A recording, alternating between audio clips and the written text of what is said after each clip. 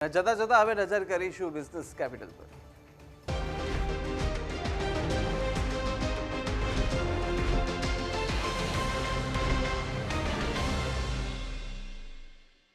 ગઈકાલની સારી તેજી બાદ માર્કેટમાં આજે ફરી એકવાર ઘટાડા સાથે કારોબાર જોવા મળ્યો।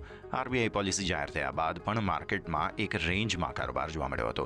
નિફ્ટીએ આજે 22,353ના ન્યૂનતમ સ્તરો અને 22,468ના ઉચ્ચતમ સ્તરો બનાવ્યા હતા।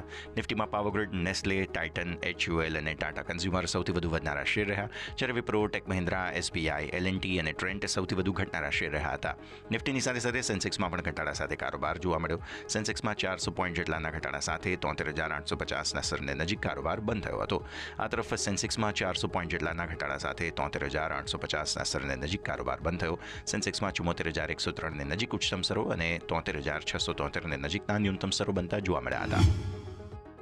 બેંક નિફ્ટીમાં પણ ઘટાડા સાથે કારોબાર, જો કે બેંક નિફ્ટીમાં નિફ્ટીની સરખામણીમાં ઓછી મંદી જોવા મળી। બેંક નિફ્ટીમાં આજે 270 પોઈન્ટના ઘટાડા સાથે 50,250ના સ્તરને નજીકનું ક્લોઝિંગ જોવા મળ્યું। બેંક નિફ્ટીમાં આજે 50,496ના ઉચ્ચતમ સ્તરો અને 49,910ના ન્યૂનતમ સ્તરો બનતા જોવા મળ્યા। બેંક નિફ્ટીમાં EU small finance bank, ICICI bank અને IDFC ફર્સ્ટ બેંકને છોડતા તમામ સ્ટોકમાં મંદી સાથેનો જ કારોબાર જોવા મળ્યો હતો।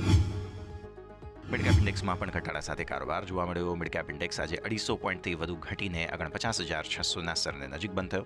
મિડ કેપ ઇન્ડેક્સમાં આજે 48,905ના ન્યૂનતમ સ્તરો અને 49,744ના ઉચ્ચતમ સ્તરો બનતા જોવા મળ્યા।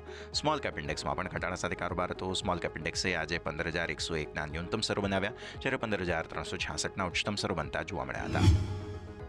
લાઈફ ટાઈમ હાઈ પર પહોંચ્યા બાદ સોનામાં ઘટાડા સાથે ફરી એકવાર તેજી સાથે કારોબાર। MCX પર સોનાના ભાવ 1700 જેટલા વધીને 89,500ના સ્તર પર પહોંચ્યા હતા, જ્યારે કોમિક્સ પર ભાવ વધીને $3,040ની નજીક પહોંચ્યા। ચાંદીમાં પણ તેજી સાથે કારોબાર જોવા મળ્યો। આજે ચાંદીના ભાવમાં 0.5% જેટલી તેજી જોવા મળી હતી।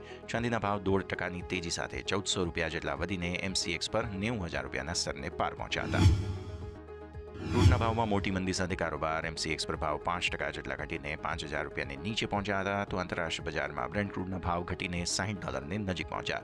જોકે નેચરલ ગેસના ભાવમાં તેજી સાથે કારોબાર જોવા મળ્યો। નેચરલ ગેસના ભાવ સામાન્ય વધીને 305 નજીક પહોંચ્યા હતા।